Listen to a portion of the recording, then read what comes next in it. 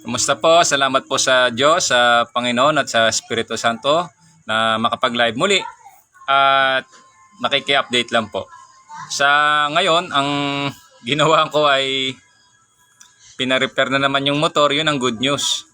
Kasi bumili ako ng bagong spacer, yung front spacer ng motor ko. Kaso lang nung binaklas, ginamit ko pa rin yung luma.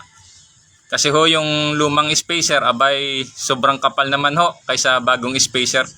Parang nakakapanghinayang nga eh. Kasi ang gagawin ko ngayon sa spacer na tong dalawa, wala talaga, hindi ko magamit-gamit na. Siguro, ibenta ko na lang ito sa kaibigan ko rito. Kahit na 10 isa na lang siguro, pwede na siya, pwede na. Hindi ko magamit eh. At nga pala, nagpalit na rin ako ng bearing dun sa harap ng motor kasi wala eh. Ewan ko kung saan made yung mga ano na ito, mga bearing kung saan made. Kung made in China man ito, talaga namang magsasuffer ka talaga ng tinatawag na obsolescence. Ano po ba yung obsolescence? Yung madaling masira, maya't maya, bibili ka na naman. Mura nga, oo, mura. Walang question dun sa presyong mura. Kaso lang yung tinatawag na durability, quality, longevity ay talagang wala eh. Kung meron man siguro baka 10% lang. Napakahina ho. Kakapalit lang ng bearing eh. Mantakay mo yung bearing ka na yan, siguro 1 taon, 2 taon na. Yung bearing pala, mag-1 taon pa lang o 6 months yung bearing. Pinalitan ko na. Kasi nga, nung sumuka siya ng itim, hindi ko na binalik. Wala eh. 6 months to 1 year na yung bearing ko. Yung isa na to, mag-1 buwan pa lang, nagpalit na naman. Kasi sabi ko, baklasin na dahil meron na naman siyang itim na likido doon sa front hub na na lumalabas, tumatagas. Worried ko na kailangan talagang bakasin na tingnan. Yun na nga. Nagdagdag na rin ako ng grease doon sa speedometer niya, sa gear. Ngayon, yun ang good news. Ang bad news lang dahil yung mga nabibiling mga bearing, talaga namang mura. Pero mapapamura ka talaga. Dahil nga kapapalit mo lang wala pa 1 buwan, palit ka na naman. Hindi naman ho ako mabilis magpatakbo ng motor, lalo na pag mga lubak-lubak. Talagang maingat ako. Meron pa nga dito minsan yung nasunod sa akin yung single na motor. Ewan ko anong pinagsasabi nun. Sabi ko, sinagot ko na lang sa sige na kuya, sabi ko gano'n. Hindi ko maintindihan kung anong pinagsasabi nun. Medyo may may pagka maangas, dinadaan-daan niya lang sa ngiti. Hindi ko na lang pinansin. Hindi naman ako sinaktan kasi ibang usapan yung pag sinaktan ka. Siyempre, kahit na defend yourself at all times, gano'n na lang. Ayaw ko naman ng gulo. Pero siyempre, kung sasaktan ka o sinaktan ka, depensa mo sarili mo.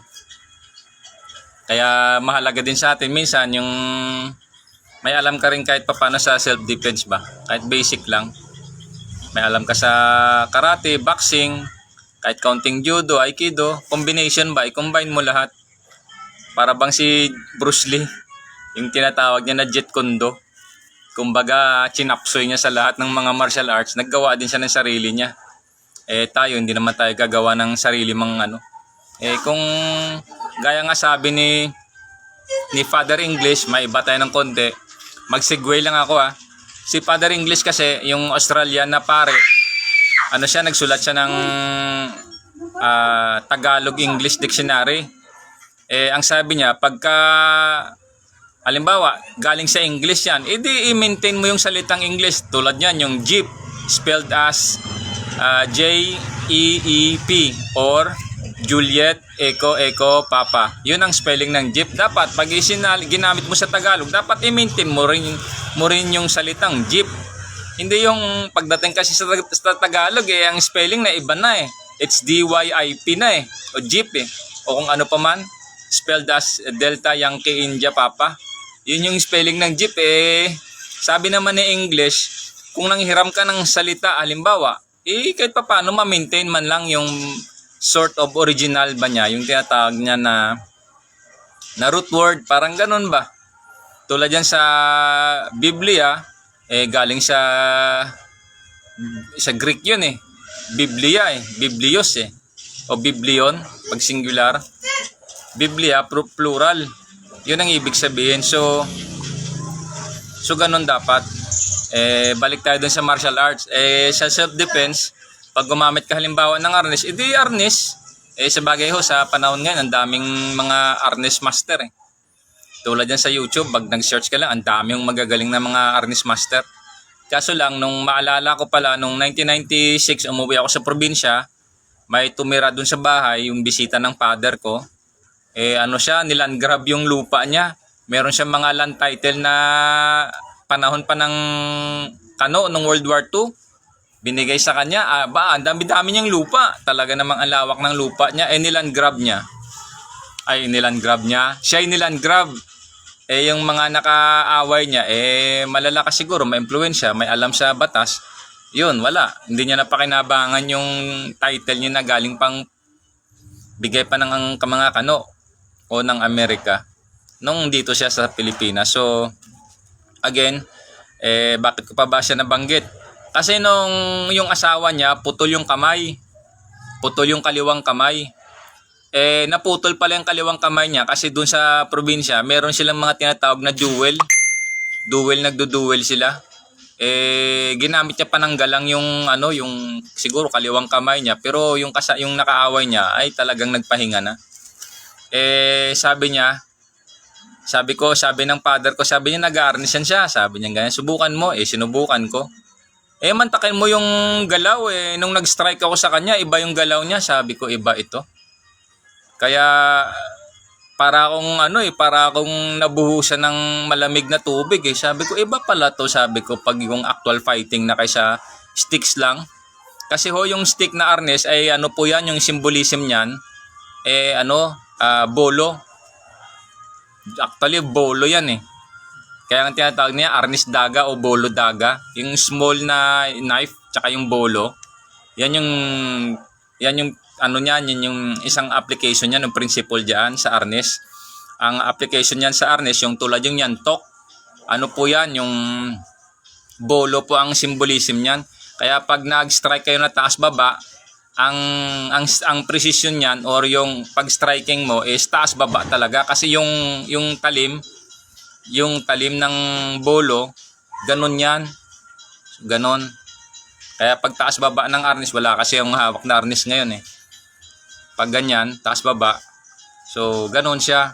I-emphasize mo yung pag mo ng talim kasi yung arnis, application niya ng bolo or ng itak or kung ano pa man o sword kung ano pa man. Doon ako na himasmasan noon, para akong nabuhusan ng malamig na tubig. Kasi pag strike ganon, ang bilis niya. Tsaka sabay ilag pati siya. Yung movement niya, hindi lang yung hand niya, pati feet and hand niya, pati yung body niya. Sabi ko, grabe, hindi lang basta-basta yung pagsalag. Sabi ko, grabe, hindi ko ito basta natutunan sa gym. Kasi sa gym namin, nag-harness kami. All the basic lang talaga. Yung siniwali, yung mga 12 strikes, ganun ba? Sabi ko, na iba isip ko tuloy. Sabi ko, salamat naman sa Diyos dahil sabi ko, at least na-update yung aking harness skills ba. Galing mismo sa tao na hindi naman sa instructor, talagang nakapaglaban na siya sa buhay. Talagang yung application ba niya. Sabi ko, ganun pala yun. Mula noong 1996, hindi ko makalimutan yung matandang lalaki na yon, yung asawa ng babae na bisita ng tatay ko na may hawak siyang mga title na American title. Kasi niland grab siya, humiling siya ng tulong. Yun. Ewan ko kung ano nangyari doon, parang wala na rin yata. Kasi alam mo naman ngayon sa mundo, pagka mayayaman, may impluwensya yung kalaban, talagang asino wala. Tulad sa akin, talagang ewan ko ba. Ang pag-asa nito siguro, hindi ko na lang sabihin muna. Kasi kailangan ding kailangan ng mga legal side ba. Kasi yun ang kailangan Pero ano muna, exhaust ko muna yung measure dun sa loob. Lalo na sa mga nakalipas, nagkasakit pa ako. May mga concerns ba dito sa bahay? Kasi dito sa bahay ako lang yung lalaki dito eh. Siyempre tagaigib ng tubig dahil yung tubig namin mula pa ho nung March. Bagay nga nakabalik na yung tubig kaso lang hindi na talaga hindi na bumalik sa normal tulad yung pagbubukas mo ng gripo pag naganda wala na. Hindi nakakayanin. Kaya ang ginagawa ko nag-iigib na lang ako. Kaya salamat sa Diyos dahil isa yon nakabili ako ng tricycle or ng sidecar. Yung motor ko ayaw ko sanang kabitan ng sidecar kaso lang no choice ako eh.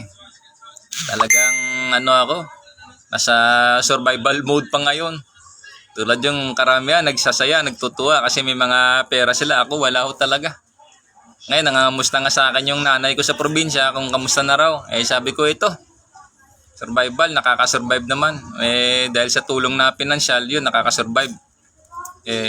Dahil nga sa may minimaintain din tayong motor, tulad ho pala sa motor, pag meron na kayong gamit na sasakyan, motor o jeep o kotse o truck kung ano pa man, ay katumbaso pala ng yan, parang tao. Kasi gagastusan mo talaga pag nakaramdam mo siya ng kakaiba, may naramdaman kang kakaiba sa iyong sasakyan, abay talaga dapat mo na ho ipa-check up. Kasi mahirap ho pag pinabayaan mo, lalalaho. Tulad yan, pag nasiraan ng bearing, masira, yung housing nun maiwanan sa loob. Matanggal na yung gitna, masira lalo. Tapos ang malala pa pag yung bearing kumayod na doon sa may hub mismo o sa housing lalong malaking hong problema. Kaya ayaw ko na hong maulit pa pagka may kaunting tunog na palitan ko na. Kaya nag-stock ako ng mga bearing.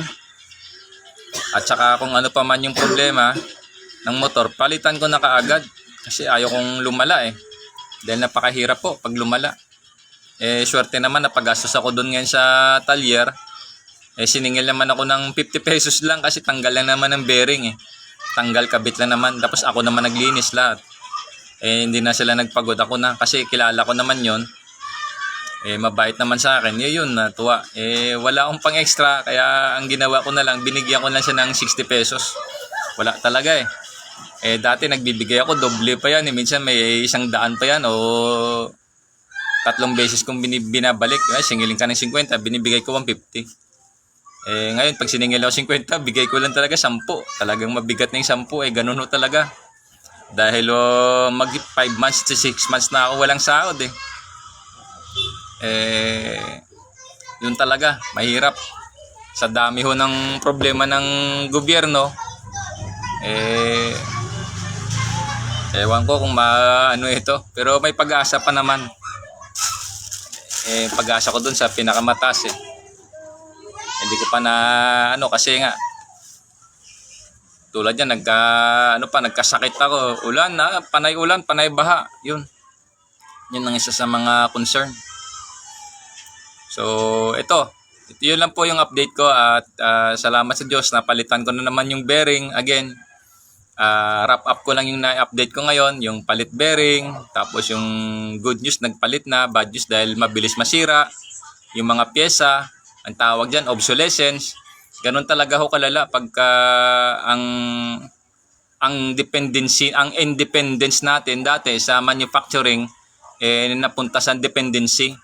Yung masaklap pa, dependency nga doon pa sa mga China-made product. Siyempre, ang ekonomiya nila yung lumalakas, tayo humihina. Tulad yung sa steel production lang, wala na ho Dati gumagawa tayo dito ng steel, mga quality steel, wala na. China-made na. So, I don't know kung paano masolusyonan ito. Kung ako lang pampayagan, kung ako lang isauli ko na lang to yung Pilipinas sa Amerika. Total, ang tinatawag doon sa one dime pala yun wala pala sa $1 yung yung sinasabi sa Latin na e pluribus unum, among many one. Yun pala ibig sabihin. So sana makinig man Amerika, total pinagkatiwala nyo naman tong ang Pilipinas sa mga Pilipino pero wala talaga Tulad yan, maalala ko tuloy si Manuel Quezon. Gusto niya na ma-impyerno ng Pilipinas bastang namahala Pilipino. Run like hell daw. Basta Pilipino lang yung namamahala. Kaysa naman langit na foreigner o Amerikanong namamahala. Ganun ho kasaklap ng mga banat niya eh. Nagkasakit nga siya sa nagkasakit siya, dinala man siya sa Amerika. Doon nga siya nagpahinga, namatay eh. Ibig sabihin, napakasama ho ng ganong salita.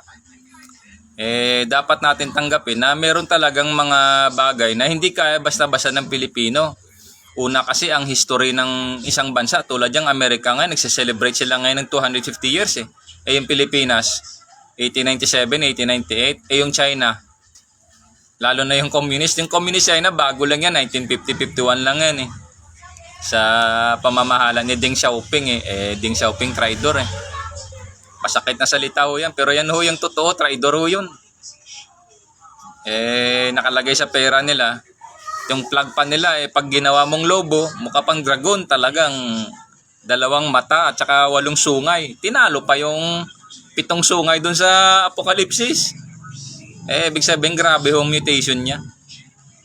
So again, marami-rami na ho yung ko naman, bakit ba lagi na lang China? Wala naman ho akong ibang pwedeng pag-anuhan, lalo sa product ngayon, yung pagpalit bearing, siguro China made ito o Thailand made. Okay pa nga sana mga Taiwan Taiwan o Thailand mabilis sumasira. Ang tawag dyan, obsolescence. Ano ba spelling nun? OBS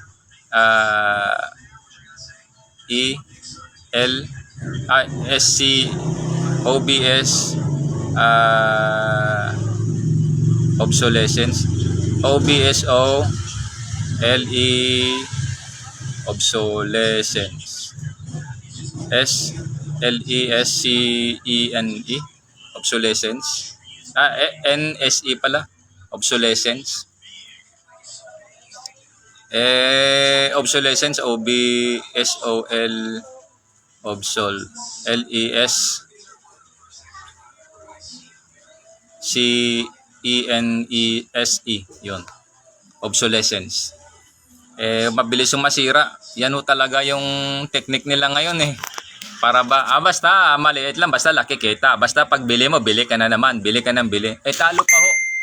Meron nga pala akong naalala, libro nandun sa probinsya sa tatay ko. Nandun ho, nabasa ko ho doon kung ano yung mas malaki yung kita, yung 10 pesos ba na nakita or tig 1,000 pesos per item. Tatalunin ho ng tig 10 pesos yung 1,000 Kumikita ka nga 1,000 matagal naman yung ROI mo o yung selling mo.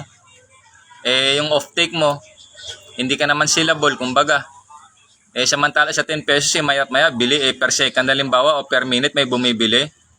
60 minutes in 1 hour yun 8 hours lang. O 2,400. 60 times 8 mo, 240. O so mayroon kang 240 items na mabibenta sa 8 hours. Times mo yun sa 10 days. 2,400.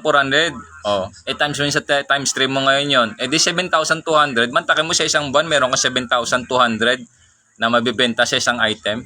Isang store lang yun. Paano kung maraming store? 1,000 pa. 7,200 mo yun. Times mo sa 1,000. Di meron kang 7,200,000. So, ganun yung mathematics nun. Times 10 mo ngayon. See? Ito, i-convert mo pa. May 7,200,000 ka. Nakita. Diba? So, ganun lang yun. Times mo pa sa 1 year. Times mo pa yun sa isang bansa. So, 7 million mo yun. Times 10 mo yun ngayon. Magkano yun? 72 million ngayon. 72 million. Times mo yun sa 100 na bansa. 7 billion. 7 billion, 200 million. Mantaka mo ho. Yung sinasabing the law of multiplication. Hindi ho ako ekonomista ha. Ang sinasabi ko lang ho sa yung tinasabi bang production, the economic o the dynamics of economy. Okay po. Salamat naman sa Diyos at nagising-gising tong Amerika. Binibuhay nila yung manufacturing nila na power. Yun ho talaga Kailangan ho yun. Kasi mas maganda ho talaga bumibili ka ng gamit tulad nito ha. Ito lang yung raincoat Mabilis masira. At ang baho pa ng chemical. Mura nga.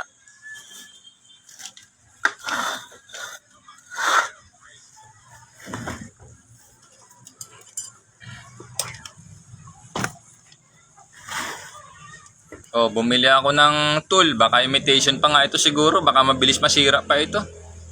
Oh, bukan ko lang 1 piraso. Para may spare ba ako?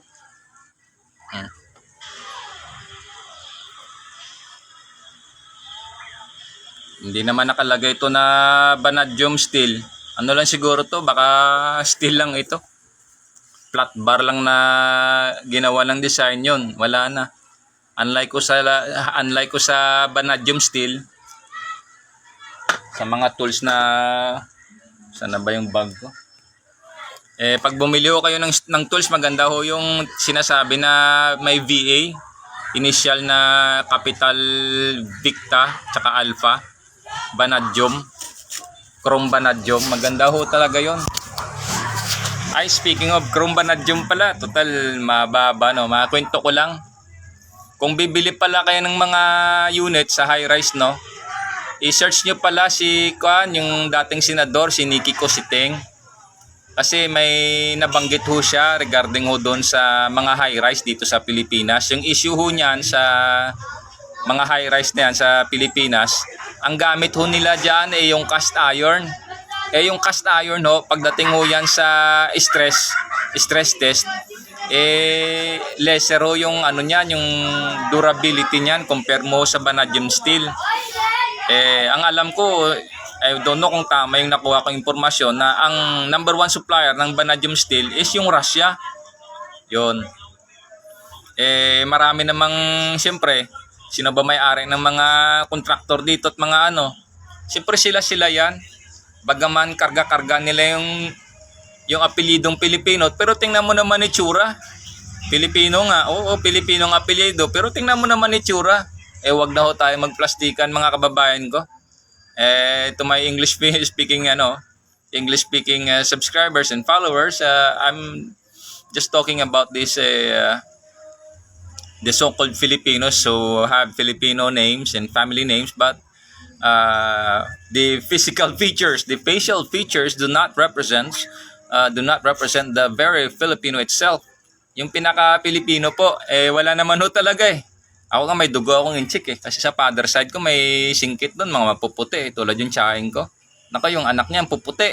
Yung mister niya napakaitim, pero yung anak niyang mga babae puputi ho. Meron siyang mga anak din na itim, pero meron siyang anak talaga mapuputi, mga singkit pa. Hindi naman ho ako sinophobic, no. Sinasabi ko lang yung katotohanan kasi obvious ho talaga eh. Kung wala mang may nakapansin at least ho napapansin no.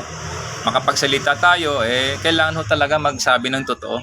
Kasi wala hong magsasabi nito kung wala hong magbabalita. So again, napalayo-layo tayo ng konti, naparami na. Masabi ko lang, pasalamat tayo kay Senador Nicky Cositeng kasi si former Senator Nicky Cositeng, siya po yung nagbalita tungkol dito sa issue sa mga high-rise, yung mga high-rise na hindi po gumamit ng vanadium steel kasi dapat talaga ang gagamitin mong mga I-beam dyan, mga bakal, mga may ano talaga ng vanadium talaga. So, ganun.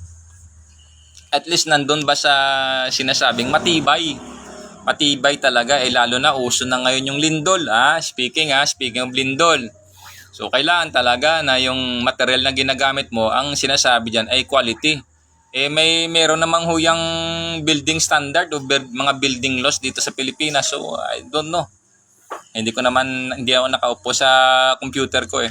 So, again, the particular ho sa mga bumibili ng mga unit dito sa Pilipinas, search na lang po si former Senator Nicky Cositeng with regards dun sa building issue na gumagamit sila ng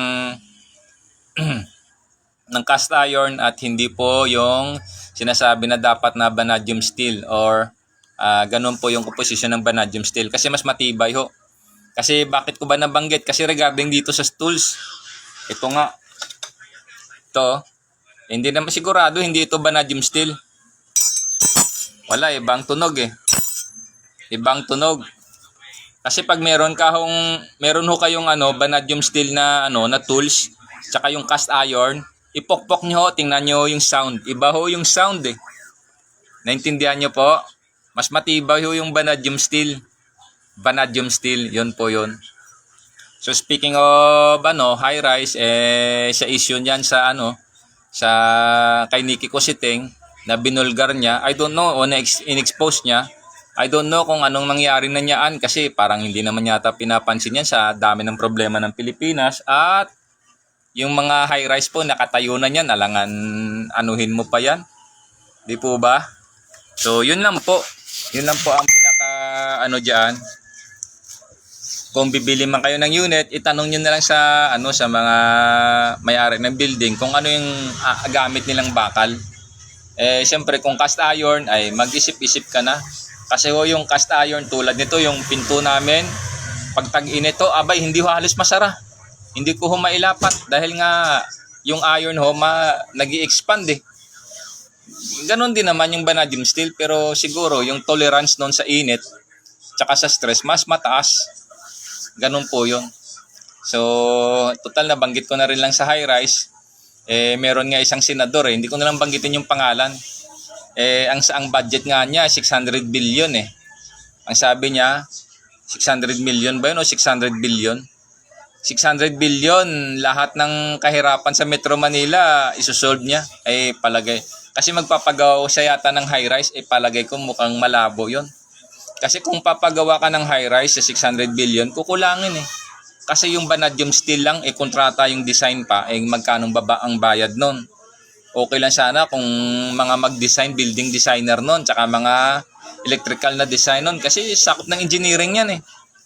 Magkano mga permit yan tsaka mga design yan? Million din yan kung billion. Percentage yun eh. See? So, kung merong sabi nga ng isang senador, papatayo, malabo yon. Kasi ang estimate ko noon, nakwento ko dati sa opisina din yan, sabi ko magpapatayo ka ng high rise, titira mo lahat ng mga squatters doon, makang malabo, hindi kakayanin. Kasi kung gagamit ka halimbawa ng quality na material tulad yung vanadium steel, mag-order ka pa ho niyan sa Russia. Russia ang number 1 manufacturer yata o producer ng vanadium steel o supplier. So ganun po yan. Mukhang pagpapatayo lang ng building hindi ho ganun kadali. Kasi tulad yan may tinatawag pa niya na yung interior, mga interior niya. Pintura, concrete, lahat, grabe, mukhang hindi kakayanin siguro. Sa dami ho ng mahirap sa Metro Manila lang Luma pa ho yung statistics ko kasi dati ang alam ko, yung Metro Manila alone Metro Manila alone has a population of 13 million 13.1 to 13.2 million. Metro Manila lang ho yan. Paano pa ho yung nakapaligid? So, ganun kalala, ganun ka problematic. Kung ikaw nga lang, sa mayor pa nga lang, grabe, masakit na sa ulo How much more kung presidente ka ngayon? Mas lalo hong masaklap pag lalo na ikaw ay mahirap talaga matatawag ka na lang sa Diyos Kasi nga dito sa amin masaklap man ng balita, may mga nagsisuicide na ho. Opo, may nag-suicide na dito lang, nakaraan lang Itong taon lang sa amin, siguro nag-suicide dito, 2 o 3 na yung nag-suicide Yung isa, bata pa. Siguro hindi na kinayanan yung problema, nag-suicide. Tapos yung nitong huli lang, naman siya, iniwan siya ng kanyang asawa. Lalaki ho siya, nag-suicide. Ang problema kasi sa kanya, panay inom tsaka barkada. Ngayon, iniwan siya ng asawa niya. Yun, nag-suicide. Yun ganun kalala na yung problema. Ang dami na yung problema. Grabe. Nga pala, speaking of high rise, naobserbahan nyo ba, dito sa Metro Manila lang ito nakwento ko dati yung kasama ko sa opisina, si Sir Archie Hindi ko lang banggitin yung apelyido, si Sir Archie. Sakay kami sa taxi noon, punta lang kami niyan sa mall, maglaro lang kami niyan ng World of Tanks. Si Sir Archie kasi nag-introduce sa akin ng larong World of Tanks 2017 pa yon. Napunta kami, kwentuhan kami hanggang sa mga kwento ba ng sabong, manok. Kasi dati ako nagsasabong pero nag-quit na talaga ako sa sabong. Ayaw ko nang bumalik pa. Ayaw ko nang balikan yung pagsasabong Ngayon, napunta kami doon sa taxi. Nakasakay kami sa taxi, punta kami sa isang mall. Sabi ko, sir, doon tayo, sir. May doon, may alam ako. Computer lang kami niyan, taxi lang kami niyan, taxi mag-computer. Tapos kwentuhan kami. Tanong ko nga sa kanya, Sabi ko sir, na-observe nyo ba yung yung mga high-rise malapit sa pier? Wala ba kayong nakikitang obserbasyon diyan? Wala siyang masabi. Ako sir ang mabanggit, ang take ko lang sir no, your take o yung assessment ko ba. Bakit karamihang mga high-rise malalapit sa pier? Siyempre, alam mo na pag nagkaroon man ng digmaan, siyempre lahat ng barko ng mga incheck dadaong yan sa pier, di po ba? Pag daong yan sa pier, anong mangyari ngayon yan? Anong kailangan dyan? Di quarters, barracks sa mga sundalo, anong gagawin ngayon yan pag sa mga high-rise malapit sa pier? Di malapit sa madali, malapit mag-refurbish lang, mag-replenish ng mga tao. See, nakita niyo po ba? National security na yan, concern natin ngayon. Bakit na ang daming mga high-rise dyan, liban sa, lang ho yan, yung mga negosyo, yung mga business, puro lahat yan, fasad eh. Ano bang fasad? Fasad. Para bang lang siya, disguise in disguise. Pero yung pinaka, talaga niyan is to conquer. Kasi nakasulat naman ho yan sa mga doktrina nila, sa literature ng ancient China eh. The best talaga makipagdigma is yung hindi ka makipag-away. Yun na nga yun, yung the subtle conquest. Change the population from within, starting from the top. Ganon yun eh.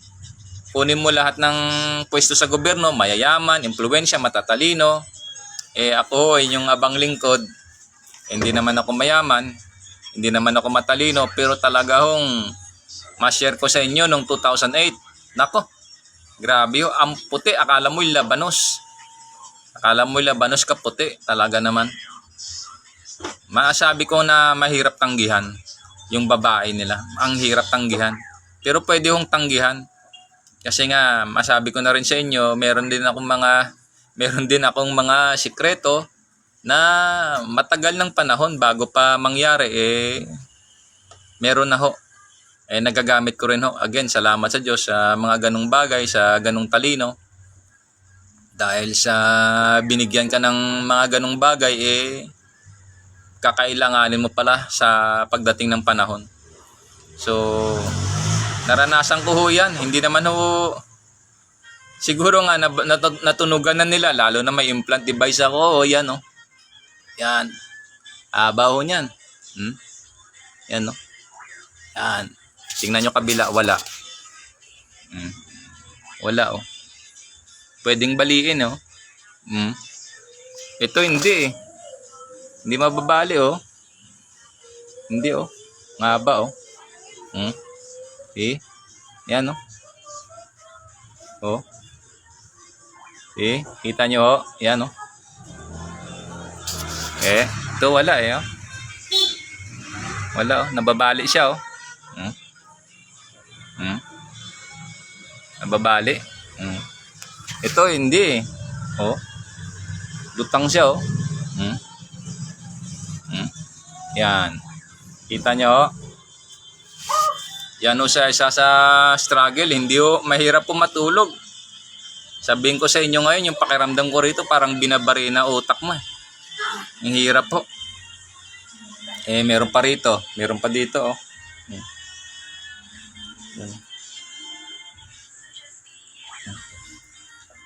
Takain mo yan. Tapos sa trabaho, tawagin ka lang nila si Raulo. Kung si Raulo ka, bakit ka palagyan ng implant device? Bakit ka pala sunin? So again, America, if you're listening America, appeal ko lang, you better wake up. Wake up. Kasi, again, i-quote ko lang si Marcos noong 1982, US state visit niya. Faith and destiny of America, and America cannot fail. Tapos, and may God strengthen that hand, so that hand may be strong on the lever of power. Yun po yan. So, again naparami na po. Ganon kasi minsan pagka nagkikwento ako minsan tuloy-tuloy Mula doon sa pag-repair ng motor, palit na ng bearing, tapos mabilis masira, napunta na sa marami ng bagay. Obsolescence, pati sa harness, martial arts, self-defense, ganon ba ang takbo? Ganon talaga, hindi maiwasan Napunta pa sa tinatawag na vanadium steel tsaka sa steel lang. Tapos napunta pa sa mga building, sa high-rise kasi na Torne Kikusiting. Tapos napunta pa sa mga building na bakit marami malapit sa pier. Tapos napunta sa Communist China, sa literature ng Communist China. Ganun po kasi, kailangan kasi nating magsalita. Kasi pagka hindi ho tayo magsasalita, abay, nalulugmok ko tayo, inuutay-utay tayo ng dragon eh. Tulad yan, maraming sa mga kababayan natin nakikipaglaban sa doktrina ng komunista, napakasama ho niyan. Ay, total, napahaba na rin lang pala, itakel ko na rin. Kasi meron din isang senador Ang sabi niya, pag meron kang ideolohiyang communist, hindi ho yan masama. Kasi nakasaad naman yan sa Bill of Rights Abay, kung meron ho sanang debate, national debate, ay pwede ho akong sasali ho ako doon. Napakasama ho niyan. Bakit? Ang Pilipinas, hindi ho communist. Kung gusto niyo ng communist na pamahala, doon kayo sa Communist China. Kung meron kang kaalaman, talino, bilang isang Pilipino sa larangan o sa doktrina ng communism, abay wag mo ipilit. Kasi pag ipilit mo, magulo yan. Magulo at napakasama po niyan. Bakit? Dahil i-invoke mo yung sa Article 3 sa Bill of Rights that no man shall be deprived. Hindi ho communist yung wala ho kayo sa wisyo. Wala ho kayo sa dugtungan. Dapat kasi may tinatawag ka na may base order ka sa doktrina mo na ito yung communism. Pwede ba rito sa Philippines? Abay hindi ho. Magulo ho niyan kasi republic ho tayo, democratic tayo freedom tayo enshrined doon sa ating preamble. Although ang preamble po hindi naman batas, siya ho yung naging guide ng 1987 Constitution. Pala total na parami na talaga, kita mo yan Yung 1987 Constitution na yan, nagpalit-palit na lang yan Ewan ko ba kung dumaan sa CONCON yan o sa CONAS yan, Constitutional Convention or Constitutional Assembly or ano pa bang tawag nila diyan. Parang nagpalit na lang yata noon yan hindi nagkaroon So ano po ba yung preamble natin? We, the sovereign Filipino people, imploring the aid of Almighty God, in order to build a just and humane society and establish a government that shall embody our ideals and aspirations, promote the common good, conserve and develop our patrimony, and secure to ourselves and our posterity the blessing of independence and democracy under the rule of law and regime of truth, justice, freedom, love, equality, and peace, do ordain and promulgate this Constitution. So, ganun po yan yung preamble, hindi naman siya batas, pero siya po yung naging sadsaran. So, again maalala ko pala si Tommy, ano ba yan?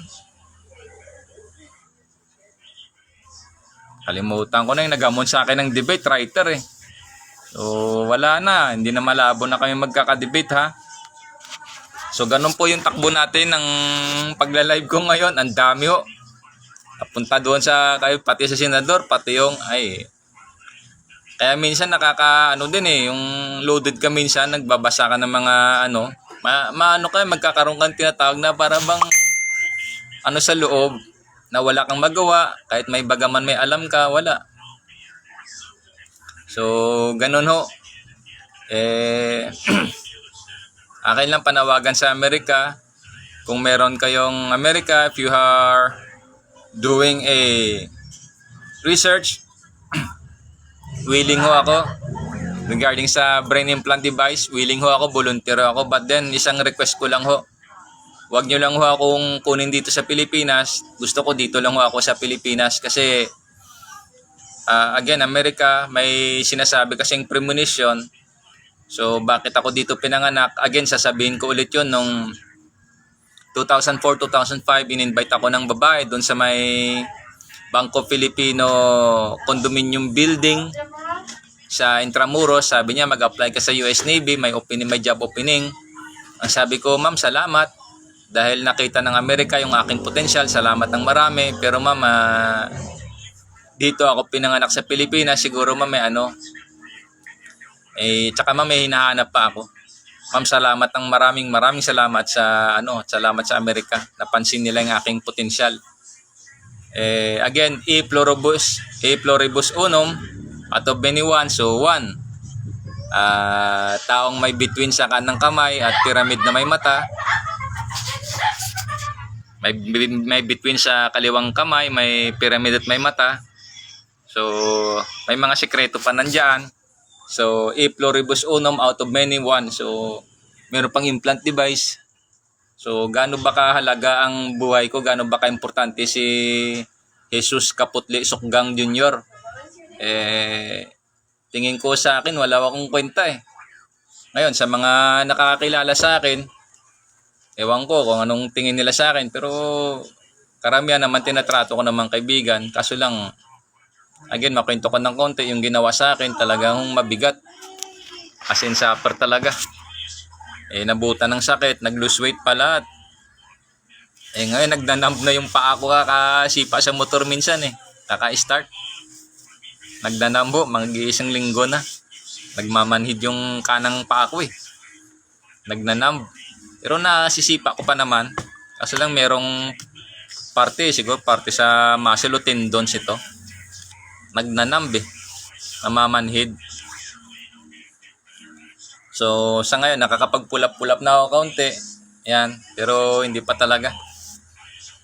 Kasi, tulad yan, imbes na gusto mong kumain, mag-vitamins, wala. Hindi talaga. Walang pangan. Tulad yan, sa motor ko pa lang, ang dami ko nang nabili, mga piyesa sa motor. Hindi ko naman magamit ang iba kasi mali-mali man yung dating. Yun yung problema minsan sa pagka may sasakyan kayo, tapos bumili kayo ng mga replacement, yun talaga, minsan may problema talaga. Kaya minsan talaga mas maganda pag meron kayong gustong replacement, yung item na i-replace niyo dalhin niyo mismo sa may shop.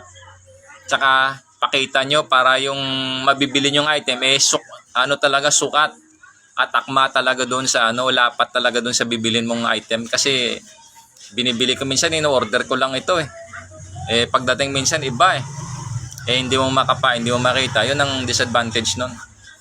So again salamat ng maraming salamat sa Diyos, sa Panginoon at sa Espiritu Santo na makapag-live muli at napakarami ng aking naitakel. Siguro naman sana may napulot kayo o may napulot din ako, nakapag-refresh ako nakapag-refresh ako regarding sa mga bagay-bagay sa buhay, sa sasakyan, politika, global politics. Yung Communist China hindi titigil yan. Ang paka-traidor ng dragon na yan. Kasi nandyan yung flag nila So tingnan nyo na lang yung sa pinupost ko lagi dyan about the Communist China. Marami akong nakaaway din dyan. I don't know kung talagang tao sila. Baka baka AI lang o tawag nito. Baka fake baka fake account lang yung mga yon. Kaya gusto ko talaga makaharap sa debate kasi kung English speaking man sila, okay lang. Nag-aaral din ako ng kaunting Chinese pero hindi na natuloy yun kasi nga hindi ko kaya i-sustain natutunan ko lang dun sa Mandarin, San Siolio, Chipa, Chorser. Ganun yung count ba 1 to 10, meron pa yan sila sa Fokin Chit ng sasay ko, chit pe, chap.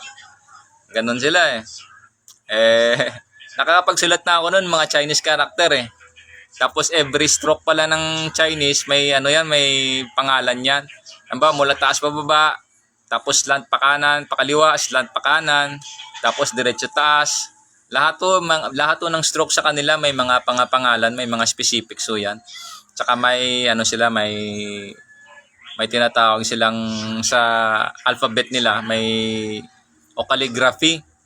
Sa calligraphy may may mga stroke yan. So, doon na muna nagtatapos ang aking pagpe-Facebook Live. Again, to my English-speaking subscribers, thank you very much for bearing with me. Thank you very much for your subscribing, following.